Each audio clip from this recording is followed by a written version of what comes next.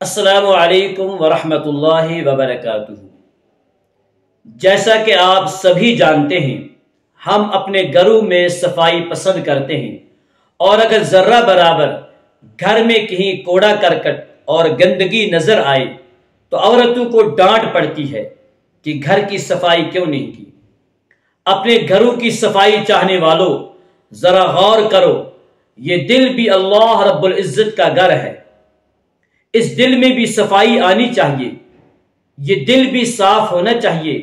اس دل پر گناہوں کا جو میل چڑھا ہوا ہے وہ صاف ہونا چاہیے۔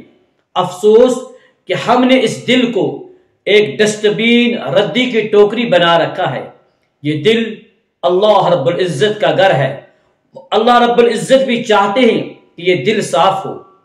آپ ذرا غور کیجئے، اگر آپ کے پاس ایک گندا اور میلا کچیلا برتن لایا جائے اور آپ سے کہا جائے کہ اس برتن میں دودھ ڈالیں، تو کیا آپ پسند فرمائیں گے کہ اس گندے اور میلے کچیلے برتن میں دودھ ڈالیں؟ ہرگز نہیں۔ آپ فوراً یہ کہیں گے کہ اس گندے اور میلے برتن میں دودھ کیوں ڈالیں؟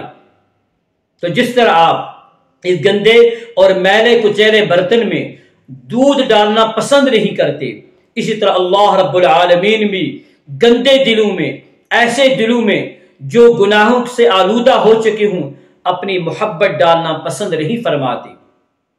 اللہ رب العزت بھی چاہتے ہیں کہ دل کو صاف کرو، رگڑائی کرو، اس دل کو چمکاؤ، اس دل کے اوپر گناہوں کی جو سیاہی ہے اسے دور کرو، اسے صاف کرو، تاکہ دل آئینہ بن جائے۔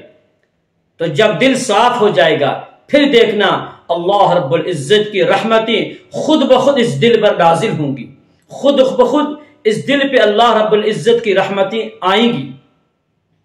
تو صفائی کرنے میں ہماری طرف سے دیر ہے۔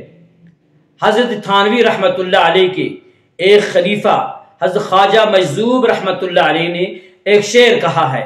شعر تو سادہ سا ہے، لیکن حضرت تھانوی رحمت اللہ علیہ کو وہ شعر اتنا پسند آیا کہ آپ نے اس دور میں فرمایا کہ اگر میں صاحب استطاعت ہوتا، اگر میں مالدار ہوتا تو یہ شعر کہنے پر اسے 1,00,000 روپیہ دیتا۔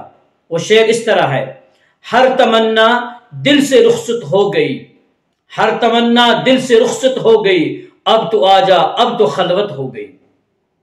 تو جب انسان آرزوؤں اور تمناؤں کو دل سے رخصت کر دیتا ہے، تب جا کر کہیں اللہ کی رحمتیں اس دل پر نازل ہوتی ہیں۔